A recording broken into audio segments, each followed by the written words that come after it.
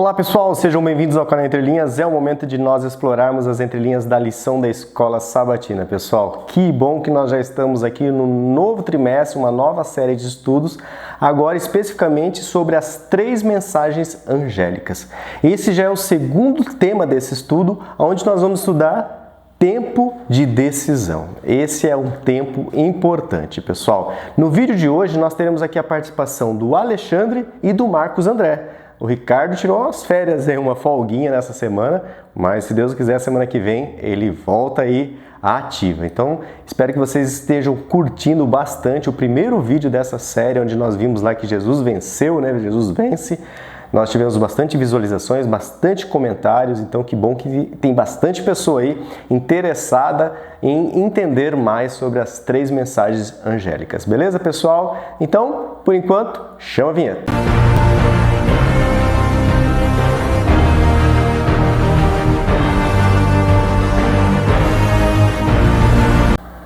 Bom pessoal, antes de nós entrarmos na nossa doxologia, tem aquele momento onde nós conferimos aqui os comentários carinhosos, né, que cada um deixa aqui para nós. É um momento gostoso aqui que eu participo bastante.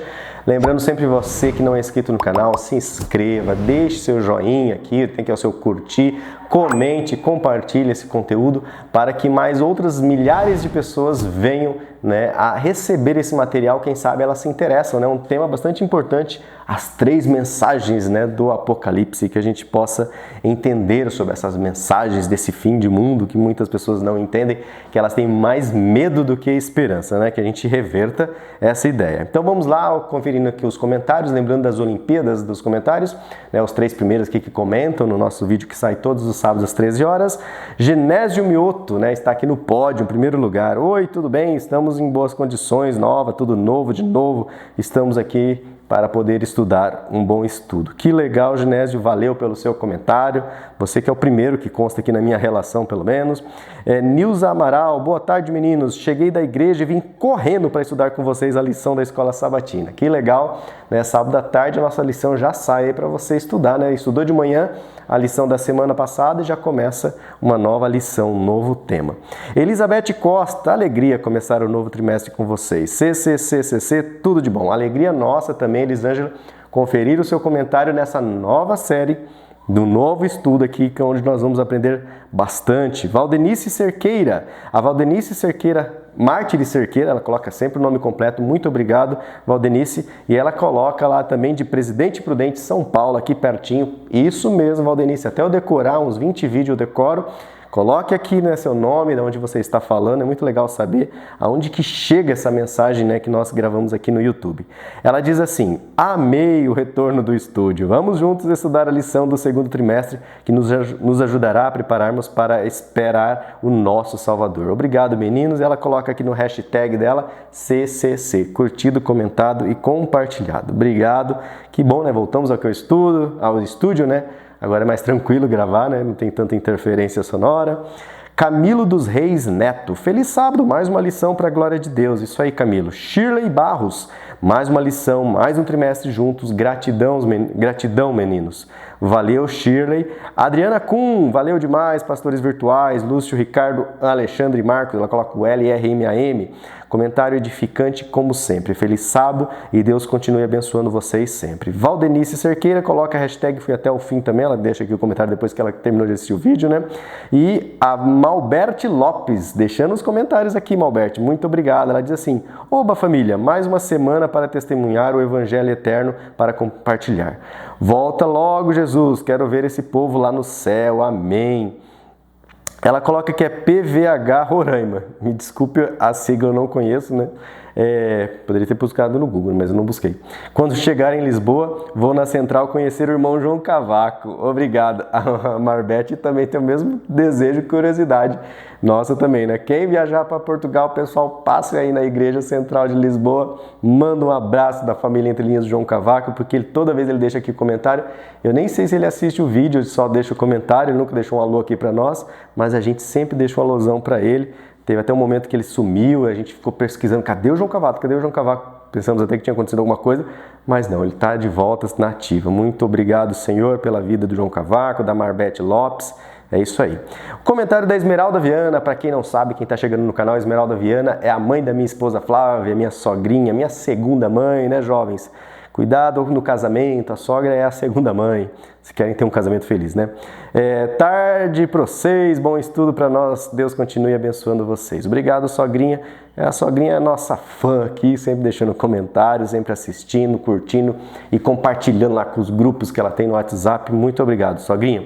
A Hilda Pinheiro, né, a mãe do Ian. O Ian também é o nosso fã número 1 aqui do nosso canal. Feliz sábado, feliz semana, feliz família Entre Linhas. Ela deixa aqui a Hilda CCC e começa uma nova e maravilhosa lição dinamicamente explicada pelo Quarteto Entre Linhas. Estamos ficando cada vez mais sábios, graças ao Ricardo, Alexandre, Marcos e o Lúcio.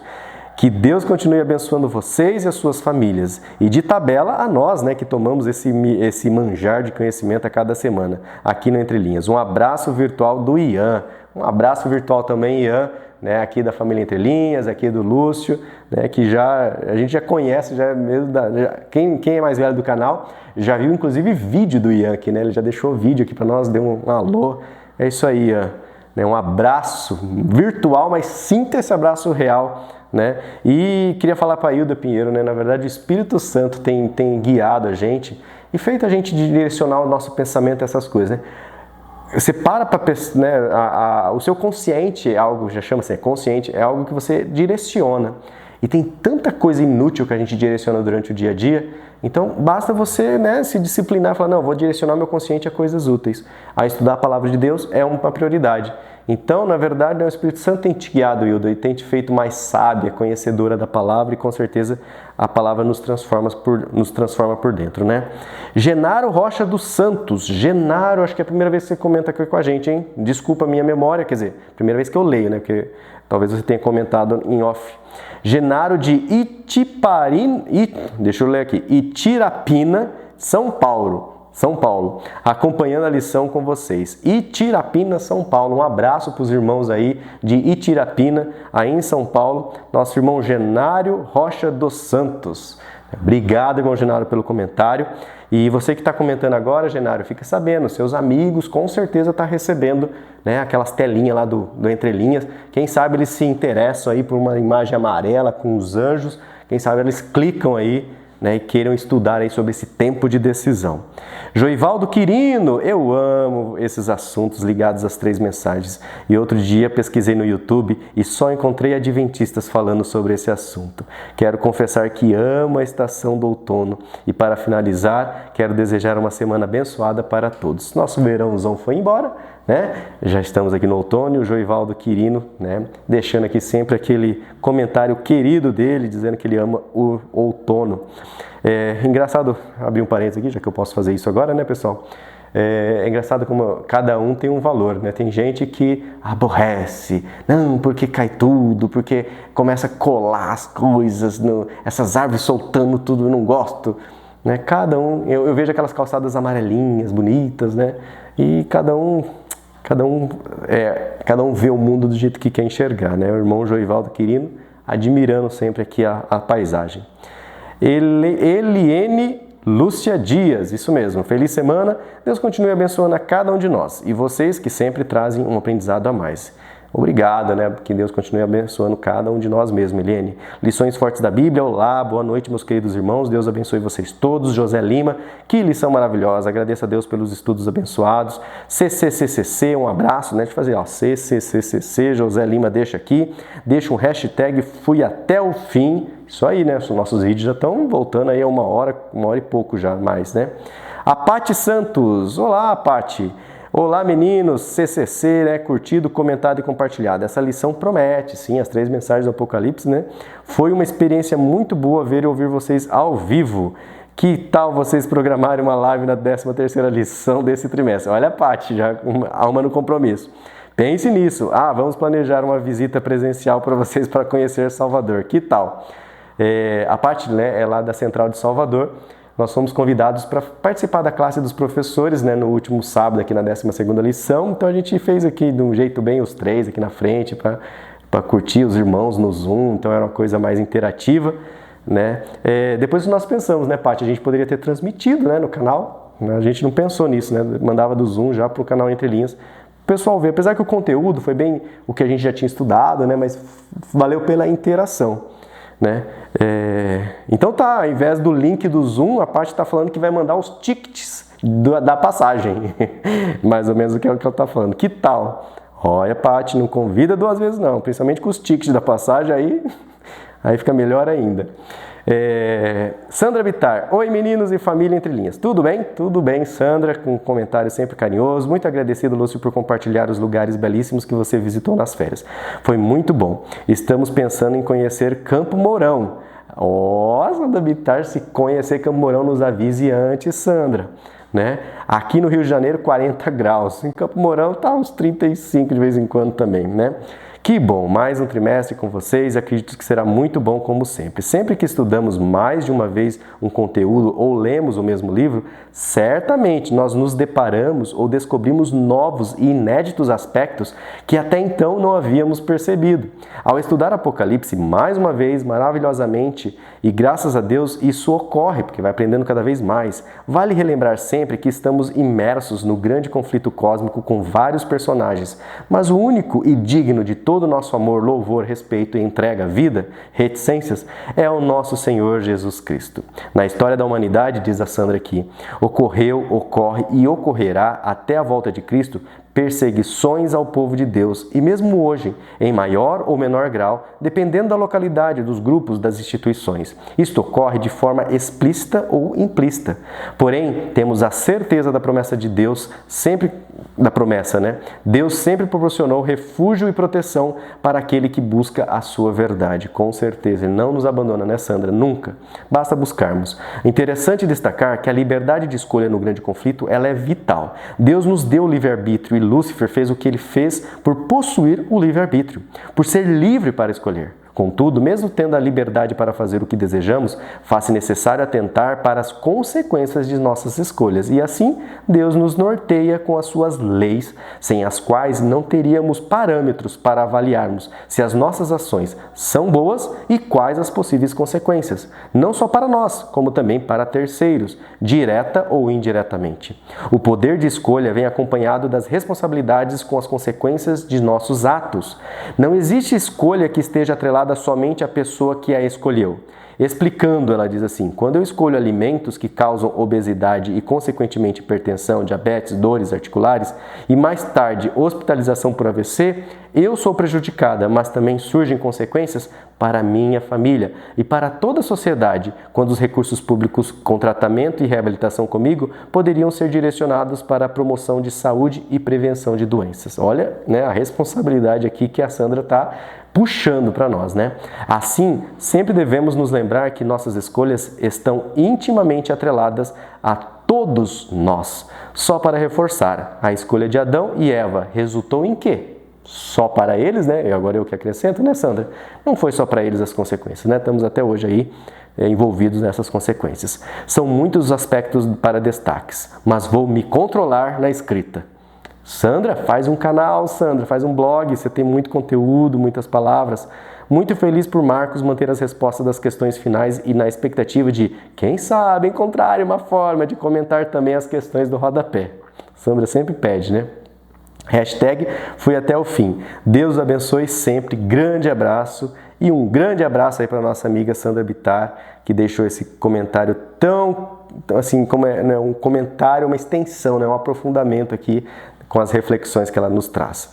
A minha sogra diz assim, fui até o segundo Lúcio, obrigado, sempre nos ensinando essa lição maravilhosa. O Wilbert Gonzalez, boa noite, né? Deus abençoe, desde Lima, da Universidade Peruana Unión, né? E dou um abraço, né? Um abraço a todos, ou uma saudação a todos, parabéns a todos. Ele escreveu meio em espanhol, meio em português aqui, eu também não entendo muito bem, mas nós nos comunicamos, né, Wilbert? Obrigado, Wilbert, porque aí de Peru ele acompanha o nosso canal e comenta. Não só acompanha, muita gente acompanha, assiste, mas o Wilbert sempre que dá, ele comenta. Samuel Ribeiro de Almeida, tá acabando, pessoal. Bom dia, amigos e irmãos de Cristo. Prazer em participar como ouvinte mais uma vez, de ouvir e receber a mensagem do Criador para os dias finais do mundo. Que Deus continue vos abençoando ricamente com a presença do Espírito Santo e que possamos absorver sempre a voz do nosso Salvador. Por favor, orem pela minha família. O Samuel Ribeiro aqui de Almeida está pedindo oração pela família e também por mim, pois carecemos muito mesmo do Espírito de Deus. Morávamos em Maringá e agora estamos na Alemanha, no Stade, né, ou Stade, não sei como pronuncia em alemão, né, o Stade aqui na Alemanha. Que Deus vos abençoe. Olha, maringaense, então, o Samuel Ribeiro de Almeida, eu também era de Maringá, era do Jardim Alvorada, lá em Maringá, quando eu era solteiro. E vamos orar, né? Todos nós, na verdade, carecemos, né, Samuel, do Espírito Santo, né? Sua família, vamos orar pela sua família, vamos orar aí por você e que Deus, né, realmente, quer dizer, que Deus não, que a gente fala, parece, né, como se Deus não quisesse, mas que nós coloquemos diante de Deus e isso transforma bastante as nossas vidas, né, ao estarmos em contato com o Eterno. E aí, penúltimo aqui, Edilza Nascimento, vídeo curtido, comentado e compartilhado. Joselina Beda, acho que é assim que lê, Joselina Beda. A Deus toda honra e glória por ter revelado o seu amor e salvação. Muito agradecimento a Deus por todas as bênçãos e a esse grupo de amigos e irmãos que se dispõem a estudar conosco para o nosso crescimento espiritual. Muito obrigado, Deus seja louvado. Aí, para marcar aqui mais 2, aí você encerra mesmo, parecendo um amigo meu que nunca termina. Valdenice Cane, bom dia! Primeiro dia que passo por aqui. É mesmo, Valdenice Cane. Se não colocou de onde é, Valdenice, já na sua segunda vez, coloca de onde é aqui.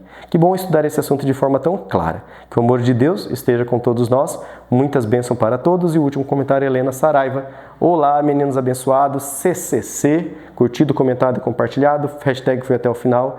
Amém, amém, amém. Valeu, pessoal. Longo, né? Estendido aqui o nossos comentários, mas é a forma carinhosa que nós temos de retribuir o carinho que vocês dedicam, além de assistir, trazer para nós aqui a sua impressão, trazer de onde você é, a sua história, as suas reflexões. Muito obrigado mesmo, ok? Vamos entrar então na nossa doxologia, vamos agora estudar aqui sobre esse tempo de decisão.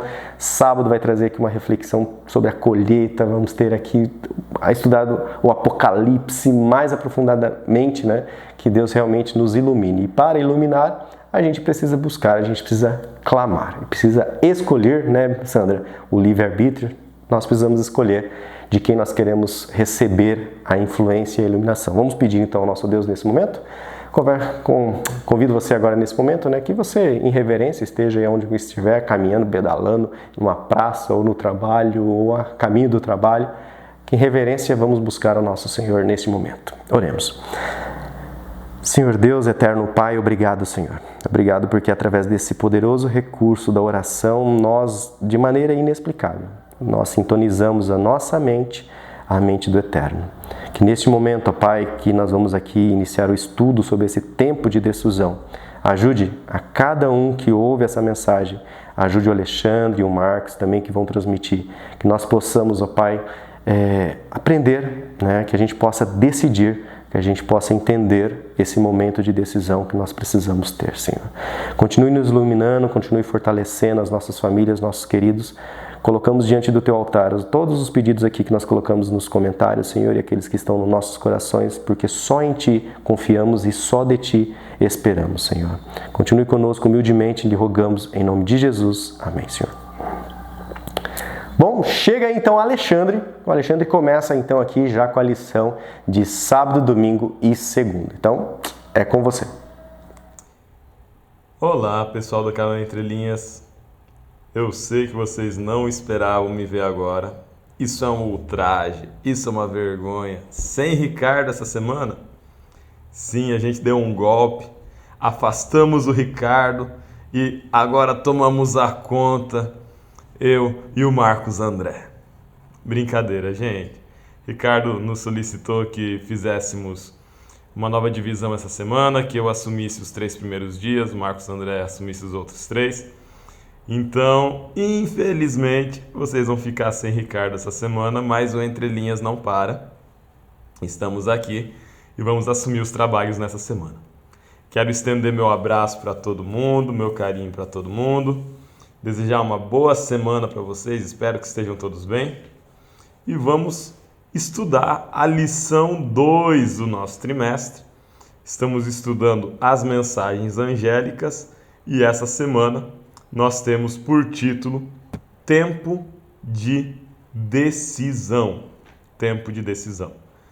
Eu não vou tentar imitar, tentar emular a forma do Ricardo de conduzir. Cada um de nós tem as suas características, os seus cacuetes próprios, a sua forma de conduzir a lição.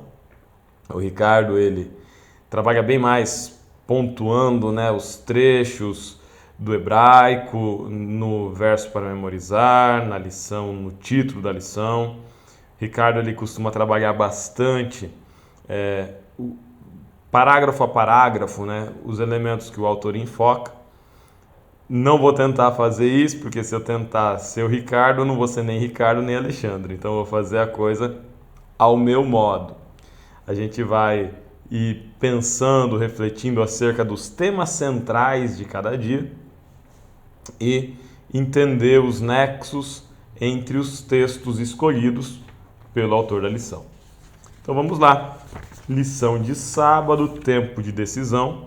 Nós temos um texto que para mim é muito importante nessa semana, que é o texto de Apocalipse 14, versículos 14 a 15.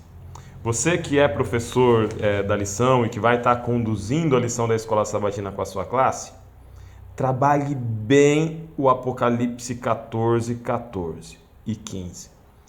Porque você consegue explorar praticamente a lição da semana inteira e a ideia da lição da semana inteira com esse texto, que está tanto na lição de sábado, quanto um pouquinho depois ali na lição de segunda-feira também. E o que diz ali, né, em Apocalipse 14, versículo 14 a 15? Antes de irmos para o conteúdo do texto, vamos entender aonde ele se situa dentro do livro de Apocalipse em relação às 3 mensagens angélicas. A nossa lição do trimestre ela fala das 3 mensagens angélicas, né? Então vamos situar aonde está o Apocalipse 14, 14 em relação às 3 mensagens angélicas, e entendendo o conteúdo de Apocalipse 14, 14, a gente vai entender depois o papel das 3 mensagens angélicas. As 3 mensagens angélicas, elas também estão em Apocalipse 14, mas elas estão um pouquinho antes. Deixa eu pegar a minha Bíblia aqui e abrir com vocês. A primeira voz, a primeira mensagem angélica está lá em Apocalipse 14, versículo 6. E outro anjo voando pelo meio do céu, tendo o evangelho eterno a pregar. E aí a mensagem que ele diz no versículo 7, temei a Deus e dai-lhe glória, pois chegada é a hora do seu juízo, e adorai aquele que fez o céu, a terra, o mar e as fontes das águas. A gente avança, no versículo 18 vem a segunda voz, no versículo 9 a terceira voz, no versículo 14 vem uma quarta voz que anuncia já a volta de Jesus. Acabou o tempo, né? Então agora vem um tempo de descanso. E no versículo 14 acontece a ceifa, a colheita. E aí nós temos a visão do ceifeiro. Olhei e eis uma nuvem branca, e sentado sobre a nuvem branca, um semelhante a filho de homem, tendo na cabeça uma coroa de ouro e na mão uma foice afiada. Outro anjo saiu do santuário, gritando em grande voz, para aquele que se achava sentado sobre a nuvem: toma tua foice e ceifa, pois chegou a hora de ceifar, visto que a seara da terra já amadureceu. A cena, retratada em Apocalipse 14, 14 a 15, é a cena de uma colheita, de uma ceifa. E é interessante porque quando a gente pensa ceifeiro, foice, colheita, uma primeira sensação que talvez venha a nós seja a sensação de medo. Quando a gente pensa no ceifeiro, né, na figura da morte, que na crendice popular, na religiosidade, na tradição popular, a morte vem buscar os seus com uma foice, né? Aquele que é ceifado, aquele que é colhido pela morte. Então a gente pensa na foice, na colheita, no ceifeiro, muitas vezes como algo que anuncia um momento ruim, um momento triste, um momento terrível. Mas se a gente for para o povo de Israel, se a gente for para a tradição dos povos semitas, e não só dos povos semitas, se a gente for para a tradição dos Guarani aqui no Brasil, se a gente for para a tradição de qualquer povo agrícola, a colheita, gente, não é um momento de tristeza. A colheita não é um momento de medo, de pavor. E a colheita não anuncia um período ruim ou triste, mas muito pelo contrário. A colheita é um momento que anuncia a felicidade da fartura. A colheita é um momento que anuncia o recebimento dos frutos da terra e do trabalho. As nações agrícolas, historicamente, nas épocas de colheita, elas fazem grandes festas, porque existe abundância. E assim como outras nações pelo mundo, o povo de Israel fazia uma festa da colheita também. Então vamos tentar analisar os elementos de Apocalipse 14:14 como um período de festa. O anúncio de uma festa, o anúncio de uma alegria. Chegou a hora da colheita.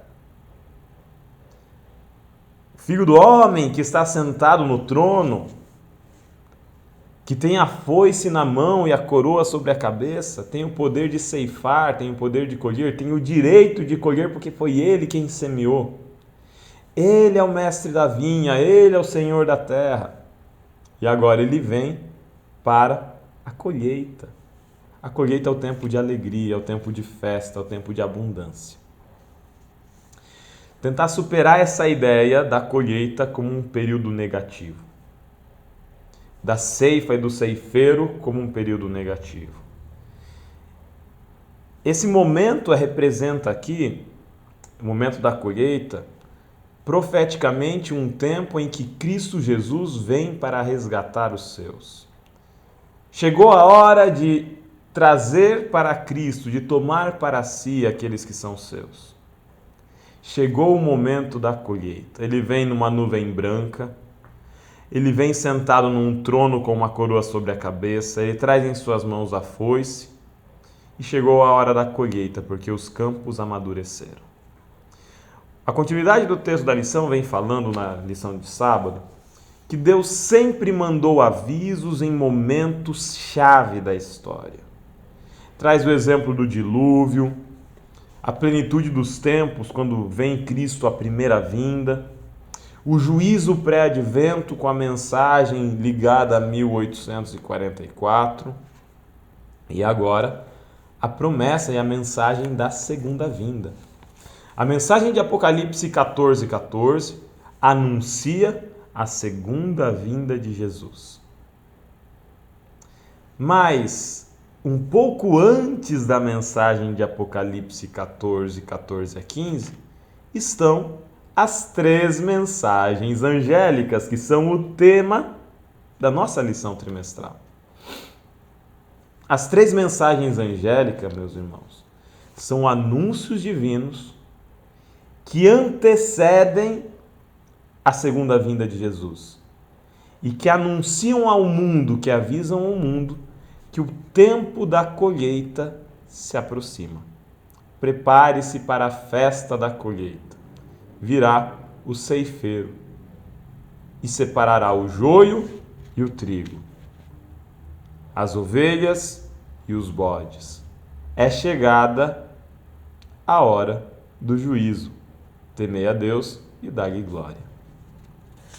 As 3 mensagens angélicas ligadas à ideia de colheita não são avisos de medo e pavor, mas são mensagens de esperança, porque apontam que o tempo da abundância da colheita logo vai chegar. Caminhamos para a lição agora de segunda-feira. E a lição a lição de domingo. E a lição de domingo tem por título Escolhas Eternas. Traz ali dois textos, Mateus 24, 14 e Mateus 14, 6. Mateus 24, 14 diz: "E será pregado este evangelho do reino a todo mundo, a todo povo, a toda língua, a toda nação, a testemunho de todas as nações, e então virá o fim." Essa mensagem de Mateus 24, 14 é a mensagem do sermão em que Cristo aponta e descreve o período que antecede a sua volta, o que acontecerá antes da volta de Jesus. E fala que antes que Jesus volte, acontece a pregação do Evangelho para todo mundo. Apocalipse 14, por sua vez, é no contexto das mensagens angélicas já. Acredito que a gente vai aprofundar elas mais para frente ao longo da lição, do trimestre inteiro, né? Mas Apocalipse 14 diz: "Vi outro anjo voando pelo meio do céu, tendo um evangelho eterno para pregar a toda a terra, tribo, língua, nação e povo."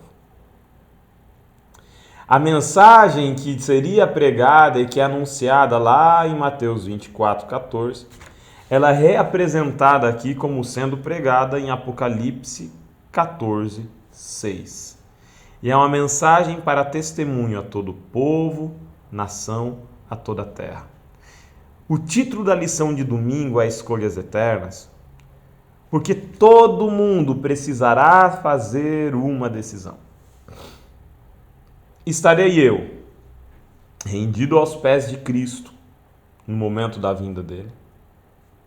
Estarei eu colocando Cristo como primeiro em minha vida, submetendo os meus apetites e os meus desejos e as minhas vontades e a minha ganância e os meus sonhos a Cristo Jesus?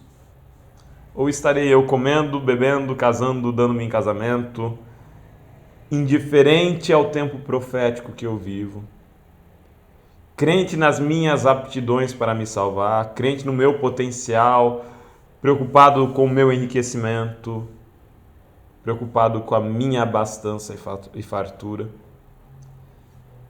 Eu posso estar iludido com o mundo, eu posso estar apaixonado pelo mundo, eu posso estar vivendo com o meu coração em muitos outros lugares. Em todos esses outros lugares não há salvação. Só existe um lugar aonde eu encontro salvação. E esse lugar é Cristo Jesus. Eu preciso decidir seguir a Cristo hoje. Existem milhares de caminhos para me perder, mas apenas um caminho para a salvação. E esse caminho é Cristo Jesus. Eu preciso fazer a escolha de consequências eternas hoje, já. O tempo que vivemos anunciando as 3 mensagens angélicas é um tempo de oportunidade para o mundo, porque a colheita virá e só participará da festa da colheita aquele que for ceifado por Cristo Jesus. Lembrando, as 3 mensagens angélicas são mensagens de esperança que apontam para a colheita, mas são mensagens também de alerta para a nossa necessidade de nos prepararmos e de estarmos prontos para receber o noivo. Lição de segunda-feira, a volta do Filho do Homem. E aí, a lição de segunda-feira, ela vai abordar bastante a questão de Cristo como sendo o Filho do Homem. E aí nós temos ali uma série de textos, Apocalipse 14, 14, Mateus 16, 27, Mateus 24, 27 a 30 e Mateus 25, 31 a 32. Em todos esses momentos, Cristo chama para si o título de Filho do Homem. Ele poderia usar Filho de Deus, em outros momentos usou.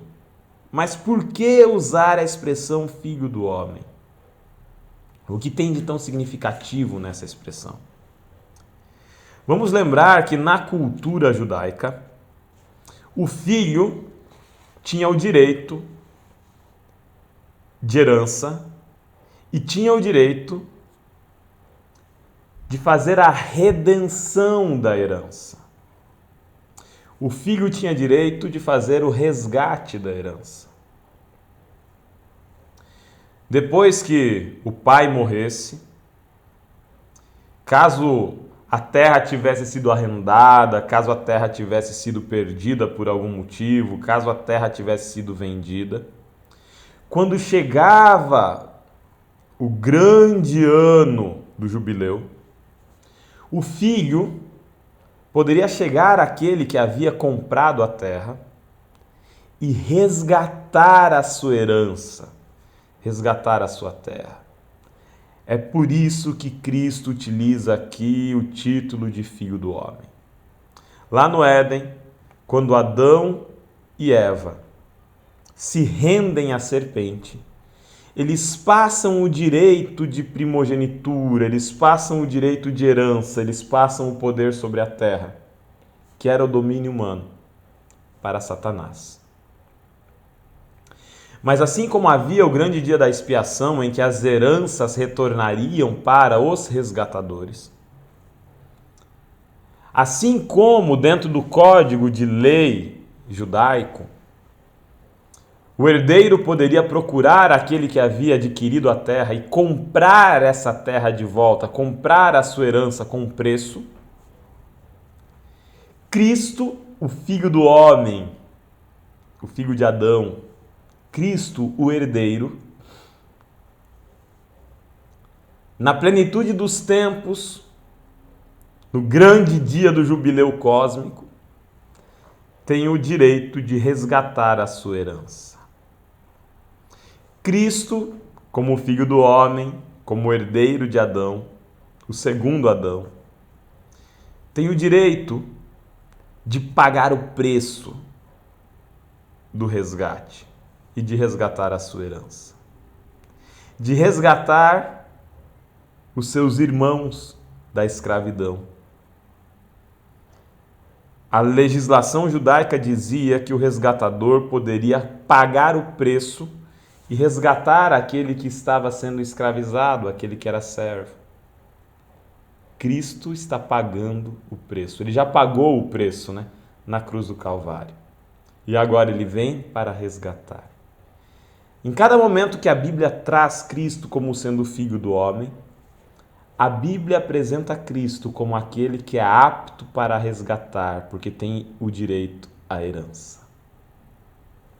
É por isso que a cena de Apocalipse 14 descreve um semelhante ao Filho do Homem, um que vem para resgatar, um que é apto para resgatar.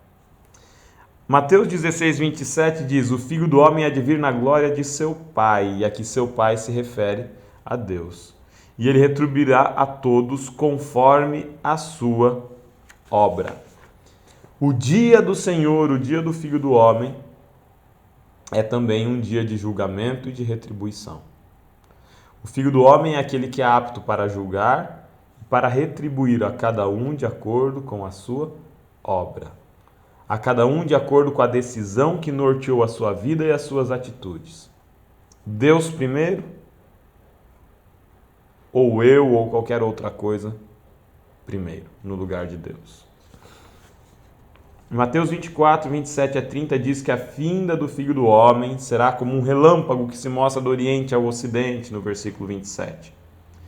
No versículo 29 fala de sinais que aconteceriam na luz da lua, no sol e nas estrelas. O versículo 30 de Mateus 24 fala de sinais no céu. E por fim fala que o Filho do Homem viria com poder e grande glória. A volta de Jesus não é um evento que passe despercebido. Cristo não volta em segredo. Não existe um arrebatamento secreto. Cristo vem de modo que todo olho verá, e como o relâmpago se mostra do Oriente ao Ocidente. Cristo vem, o Filho do Homem vem, e vem para vencer, e vem para julgar. Vem vitorioso. Mateus 25, 31 a 32 fala de que quando vier o Filho do Homem, se assentará ao trono. E essa aqui é uma cena de juízo em que um rei se assenta para julgar os seus súditos. Uma cena própria do Médio Oriente, uma cena própria do mundo hebreu. Uma cena que me lembra o rei Salomão assentado no seu trono, julgando as mulheres que disputavam um bebê. Cristo é o Filho do Homem, e o Filho do Homem é este rei assentado para julgar.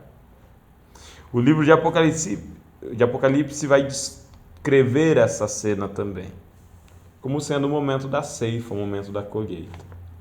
Aqui em Mateus 25 vai descrever como o pastor que separa o seu rebanho, que separa cabritos e ovelhas, bodes e carneiros, salvos e perdidos. A lição de segunda-feira aponta que a vinda do Filho do Homem é um dia também de juízo. É um dia de glória e majestade, é um dia de resgate, é um dia que se mostra ao mundo inteiro que todo olho vê, é um evento cósmico, magnífico, universal, e é também um evento de juízo. Espero ter substituído o Ricardo nessa lição com satisfação suficiente. Sei que não sou ele, mas a gente faz o melhor possível. E agora eu deixo vocês para a continuidade da lição com Marcos André. Um abraço para todo mundo, gente. Beijão nos corações de vocês. E até semana que vem. Tchau, tchau. Olá, você que acompanha o canal Entre Linhas. Mais uma vez vamos estudar a Palavra de Deus utilizando como método a nossa lição da Escola Sabatina, que sempre nos convida a ler a Bíblia e a pensar profundamente a respeito dos textos e dos temas que são abordados. Antes de entrar no tema da lição, eu gostaria de utilizar um minutinho para lembrar a respeito do dia 2 de abril, que é o Dia Mundial do Autismo. Nesse dia, o mundo se conscientiza a respeito das necessidades dos autistas, né? O autista não é doente, mas ele tem algumas necessidades especiais. Nós temos aqui no canal Entre Linhas um dos nossos amigos mais antigos, que inclusive já apareceu aqui no canal, que é um representante desse grupo de pessoas. E nós ficamos felizes em saber que nós atendemos também às necessidades dos autistas, nós somos relevantes também para os autistas. Provavelmente temos outros aí que nos acompanham, mas esse de maneira especial nós conhecemos e amamos muito. Bom, eu estou utilizando aqui essa cor azul e amanhã nós estaremos na igreja, né, nesse dia, utilizando alguma peça de roupa azul para homenagear, né, os autistas e dizer que a igreja está aberta também para esse grupo de pessoas. É importante essa conscientização porque os autistas, pelas suas necessidades, eles são muito sensíveis, eles podem ter reações que podem ser confundidas com pirraça ou coisa desse tipo. E se a igreja não estiver preparada para receber e para identificar essas necessidades, a igreja pode excluir essas pessoas. E a igreja deve ser sempre um ambiente inclusivo, né? Então fica aqui a nossa homenagem a esse grupo de pessoas, aos autistas, e fica também a nossa conscientização a respeito desse tema. Bom, na terça-feira nós temos aqui o título O Juízo Celestial, e o autor nos pede para ler Apocalipse no capítulo 14, verso 14, e também Atos no capítulo 1, dos versos 9 a 11. O que tem de semelhante nesses versos? Bom, em Atos no capítulo 1, dos versos 9 a 11, nós lemos a respeito da ascensão de Cristo, quando Cristo foi levado ao céu e foi encoberto por uma nuvem. E em Apocalipse, no capítulo 14, diz que ele volta também numa nuvem, né? Então, a nuvem que recolheu Jesus Cristo, né, em sua partida, ela serve de palco para o seu retorno. Jesus Cristo volta, então, sobre as nuvens, né? Em Apocalipse 14, verso 14, diz assim: Olhei, e eis que uma nuvem branca, e sentado sobre a nuvem, um semelhante ao Filho do Homem. Então Jesus Cristo vem nas nuvens do céu com poder e grande glória. O autor chama atenção aqui, né, para uma verdade divina que pode ser aparentemente irrelevante ou pode passar despercebida quando nós lemos esse texto, que é o fato de que o texto se refere a Jesus como este Jesus, né, o Filho do Homem, aquele que caminhou com os discípulos aqui nas estradas, né, dessa terra, sujou os seus pés na poeira aqui dessa terra, viveu as dificuldades que nós vivemos também, mas que foi vencedor. Então o Filho do Homem também é mencionado à luz do juízo em Daniel no capítulo 7. Daniel capítulo 7, os versos 9, 10, 13 e 14, nós encontramos ali, né, o fato de que o juiz ele é denominado o Filho do Homem, ou seja, nós vamos ser julgados por Jesus, como está escrito também no livro de João, que diz que o Pai a ninguém julga, mas ao Filho deu toda a autoridade para julgar. O que isso é relevante para nós? O que significa o fato de que Jesus Cristo é o nosso juiz? Bom, nós temos um juiz que ele pode se compadecer das nossas dores, das nossas dificuldades. Então nós temos um Deus que também é o nosso juiz, mas não é um Deus que fica sentado num alto trono nos contemplando à distância e conhece as nossas dores apenas à distância. Não, nós temos um Deus que se compadece porque Ele mesmo viveu todas essas dores. Jesus Cristo sentiu fome, Jesus Cristo sentiu sede, Jesus Cristo se sentiu cansado, se sentiu rejeitado, Ele sentiu a dor do luto, Ele sentiu a dor da perda de um amigo por doença. Então tudo que nós vivemos, Jesus Cristo também viveu. Nós temos um juiz, um sacerdote que em tudo foi tentado, porém sem pecado. Então, quando nós nos aproximamos do trono da graça e pedimos misericórdia, Jesus Cristo conhece as nossas dores na sua própria pele, né? Então, foi iniciada a sessão do tribunal ali em Daniel, no capítulo 7, né? E os livros, ou seja, os registros celestiais da nossa vida foram abertos diante do universo. O Filho do Homem se dirigiu ao ancião de dias. O Pai recebeu e recebeu do Pai o reino eterno. O juízo revela diante de todo o universo que Pai, Filho e Espírito Santo fizeram de tudo que era possível para nos salvar. Então nós precisamos pensar, né, no fato de que a nossa vida está sendo examinada ou estará sendo examinada diante de um Deus santo, diante dos olhos de um Deus santo. O que poderíamos pensar a respeito disso? Aquela perguntinha aqui do rodapé, né, diz que nós temos Romanos capítulo 8, verso 1, que diz que nenhuma condenação há para aqueles que estão em Cristo Jesus. Então, quando nós nos acolhemos em Cristo Jesus, nós não teremos condenação. Na quarta-feira fala sobre a coroa do vencedor. Então, João descreveu Jesus como um filho do homem, um semelhante ao filho do homem, tendo uma coroa na cabeça, uma coroa de ouro na mão e uma foice afiada na outra mão.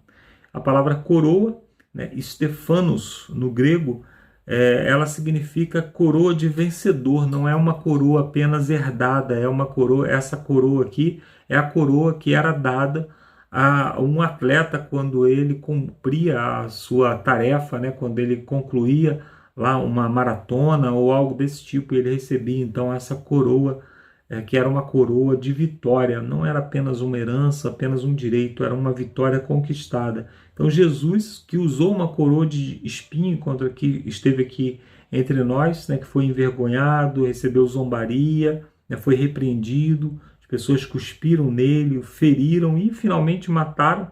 Ele agora usa uma coroa de glória e ele voltará, mas dessa vez como Rei dos Reis e Senhor dos Senhores. Jesus Cristo volta nas nuvens do céu de maneira gloriosa. Apocalipse 14, verso 15, é comparado aqui pelo autor a Marcos 4, verso 26 a 29. São parábolas que falam a respeito da agricultura, da colheita, né? E lá em Apocalipse, nós lemos assim: chegou a hora da colheita, visto que os campos da terra já amadureceram, ou seja, já estão dourados, já estão com a cor correta para a colheita, né? Então Jesus faz essa ilustração da agricultura em muitos momentos nas suas parábolas, né? E ele fala a respeito da colheita madura para ilustrar o crescimento da semente do evangelho no coração das pessoas. Então nós podemos comparar aí o crescimento, que é silencioso, né, na vida cristã, mas pode ser imperceptível aos olhos das pessoas que estão ao redor, mas ele é sempre constante. E assim o desenvolvimento da vida cristã, que pode ser perfeita em cada fase do desenvolvimento. É importante compreendermos isso, né? Nós não devemos, na caminhada cristã, querer dar um passo maior que a perna.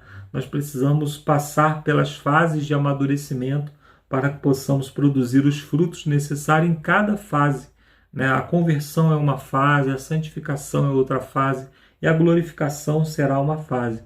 E cada uma dessas fases também tem seus processos, né? Tem o processo de dúvida, tem o processo do conhecimento, né? E isso vai sendo calibrado de acordo com aquilo que nós estamos vivendo no momento. Então, o amadurecimento do grão representa as pessoas transformadas pela graça, motivadas pelo amor, que obedecem para a glória do nome de Cristo.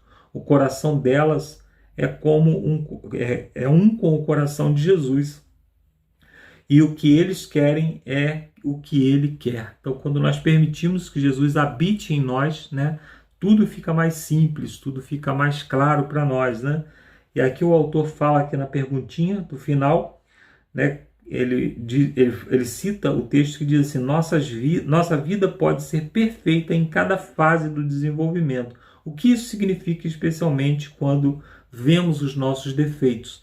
Né? Os nossos defeitos eles só serão finalmente eliminados quando nós estivermos na glória, né? Quando nós formos glorificados. Até lá nós vamos lidar com eles, mas lidar de forma a superá-los a cada dia.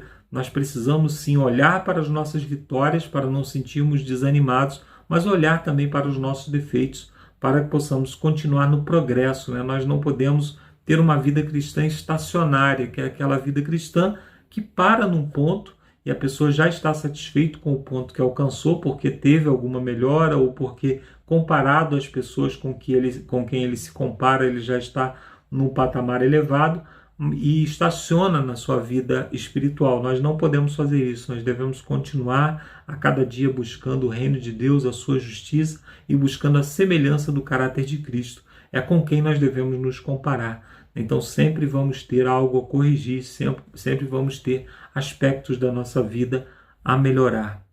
E na parte de quinta-feira nós temos cada semente produz uma colheita. E fala sobre Apocalipse 14, que há ali duas colheitas, né? A colheita do grão dourado, ou seja, o grão que chegou à sua maturidade, que representa os justos, né? E a colheita das uvas, que representa os injustos ou perdidos. Ambas as colheitas estão totalmente maduras. Todas as sementes semeadas amadureceram no mesmo tempo. E aí Apocalipse 14, 17 a 20, fala sobre o grande lagar da ira de Deus. Então, no juízo de Deus, assim como os justos atingiram o limite da sua maturidade, os ímpios também atingiram o limite da sua maldade. Eles transbordaram o cálice da ira divina. Deus é capaz de suportar até um certo ponto a maldade desse mundo, mas a partir de um certo ponto, como nós vemos ao longo da Bíblia, Deus se manifesta em juízo contra os pecadores, né? Então, Apocalipse 14, 18 fala: outro anjo saiu do altar, o anjo que tem autoridade sobre fogo, que é o anjo da destruição, né? E esse anjo, então, ele participa desse processo no final, porque ele é o anjo destruidor. Assim, então, quando o pecado atingiu o limite, a rebelião cruzar a linha da misericórdia divina, né, Deus enviará o seu último juízo, o seu juízo final. Um Deus amoroso que fez todo o possível por nós e que incluiu nesse todo possível oferecer a si mesmo na cruz como sacrifício pelos nossos pecados.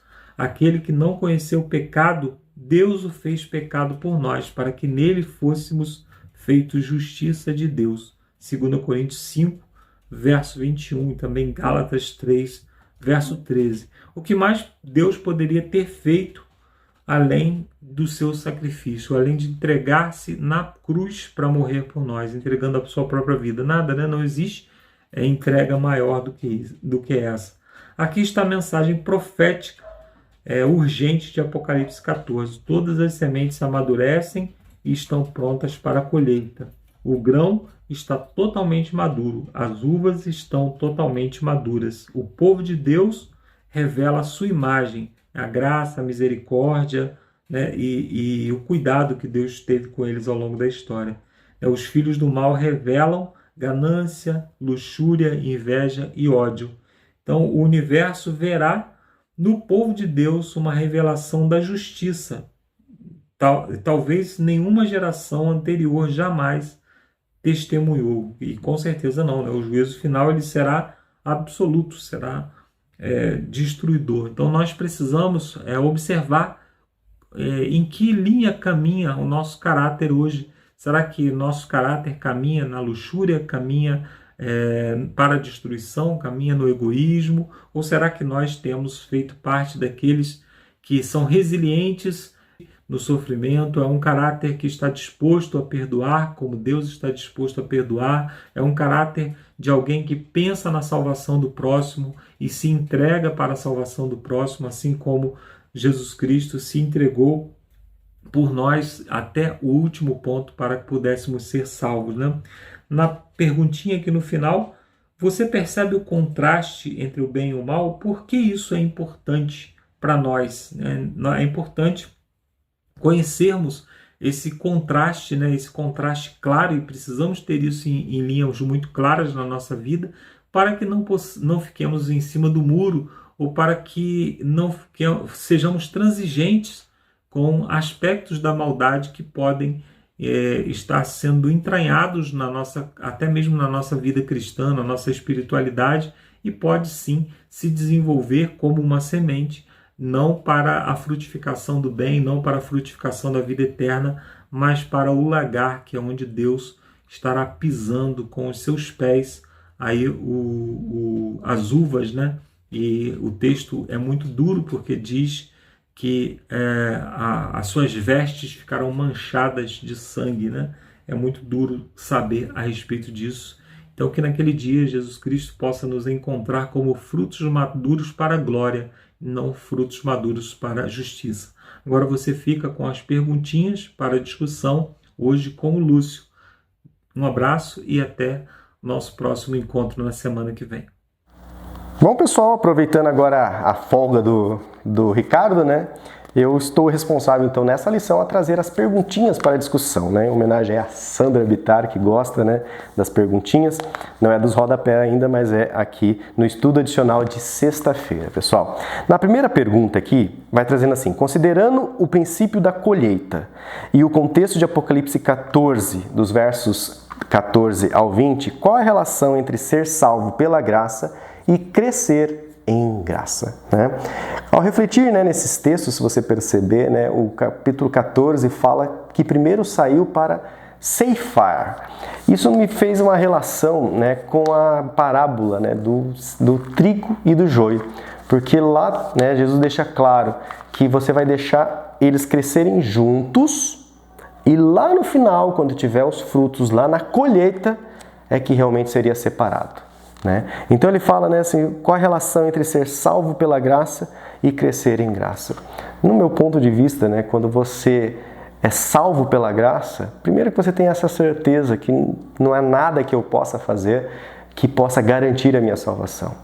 Mas eu posso crescer em graça, porque quando eu reconheço que há um Deus de amor, é impossível ficar parado, ou eu continuar sendo a mesma pessoa, ou não falar para esse Deus de amor, né, como a gente já até estudou aí no sábado, no domingo, o Alexandre e o Marcos já comentaram nas lições, né, ou seja, Deus nos revela, Deus nos orienta, né, por que não seguir as suas orientações? E ao seguir essas orientações, você vai crescendo, né, vai crescendo em graça, vai crescendo em poder, né, diz o hino lá, crescendo em graça, crescendo em poder, crescendo em sabedoria, né, como foi colocado aqui, né, a Sandra também comentou nos comentários, ou seja, você vai usando o seu livre-arbítrio, né, para crescer.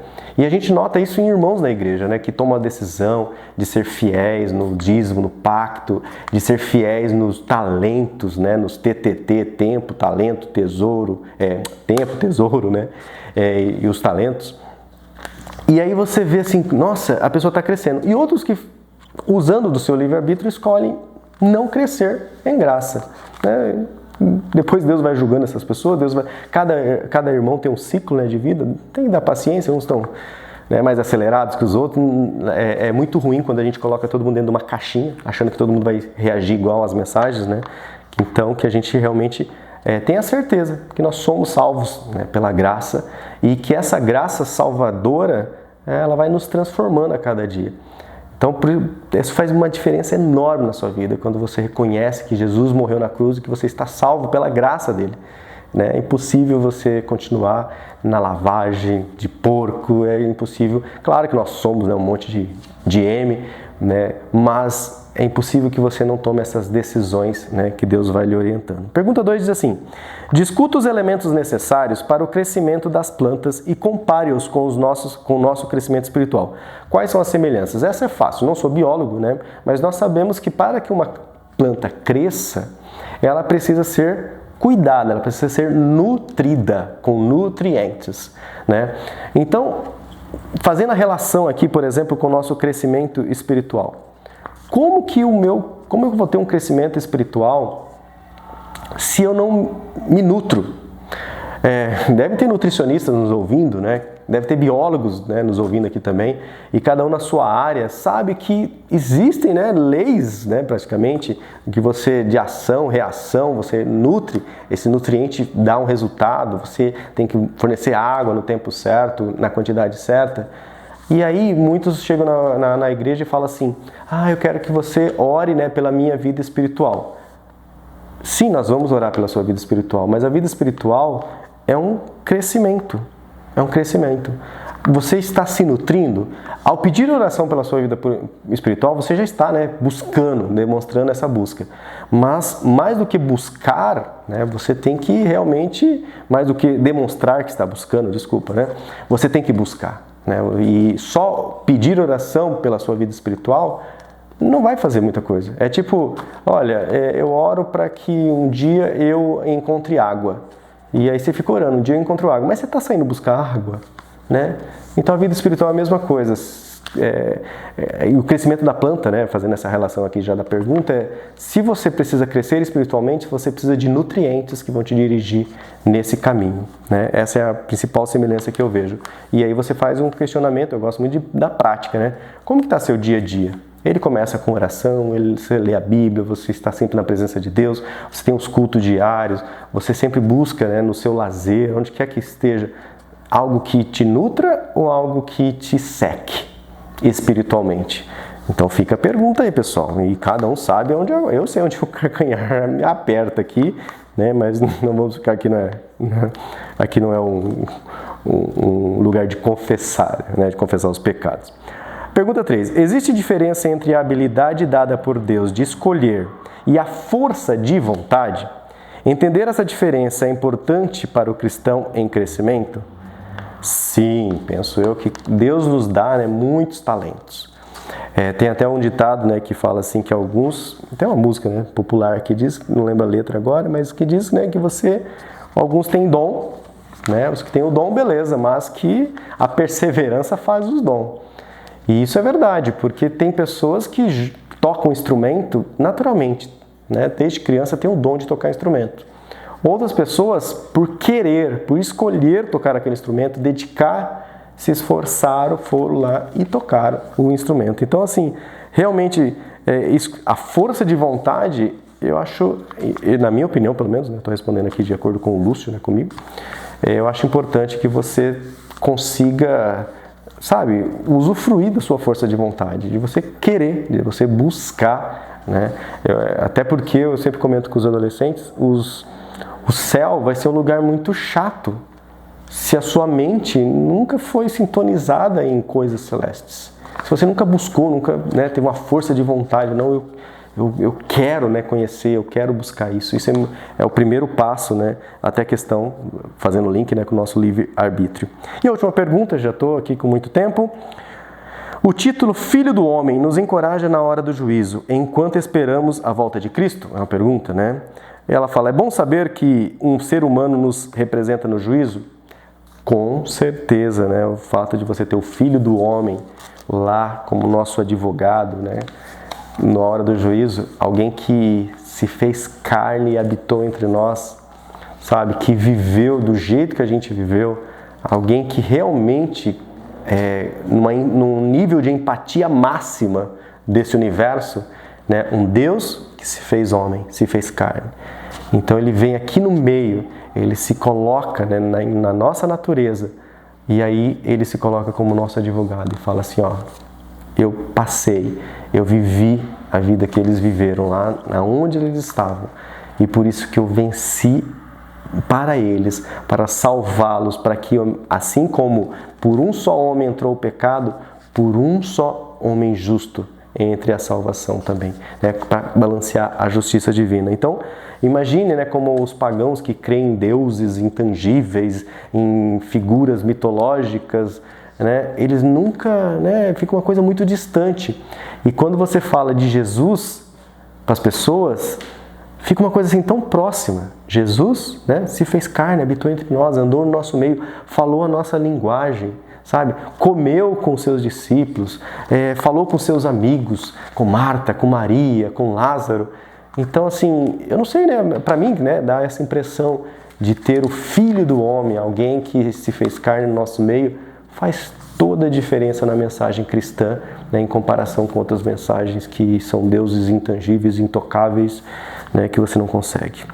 Bom, pessoal, acho que é isso, né? Espero aí ter ajudado nas reflexões aqui das 4 perguntinhas, né? Marcos, lição que vem, se Deus quiser, será você, né?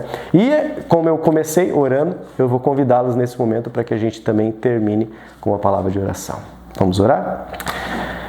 Senhor Deus, nosso Pai, muito obrigado, Pai. Muito obrigado porque o Senhor se fez carne, o Senhor habitou entre nós, o Senhor deixou aqui a Tua palavra, as Tuas instruções sobre esse tempo de decisão, Pai. Obrigado por tudo que nós estudamos nesse vídeo, nessa lição e nesse trimestre inteiro que vamos estudar nesses 13 temas sobre as mensagens. Nos ajude a entender, ó Pai, principalmente da urgência que nós vivemos ultimamente, ó Pai. Continue nos usando, continue abençoando, guiando as nossas vidas. E volte, né? É o pedido que a gente sempre faz. Volte logo, Senhor Jesus. A seara já está madura, né? Já está no momento quase da colheita, que nós possamos ser o trigo que dê fruto, Pai, e não o joio no meio aí da sua igreja, Pai. Humildemente, mais uma vez, lhe clamamos, não nos nossos méritos, mas nos méritos de Cristo Jesus. Amém. Beleza, pessoal? Então, agora nos vemos somente lá na terceira lição, onde vamos ver sobre o Evangelho Eterno, a mensagem lá de Apocalipse ainda 14, sobre essa mensagem do Evangelho Eterno. Fiquem em paz e nos vemos lá. Tchau, tchau.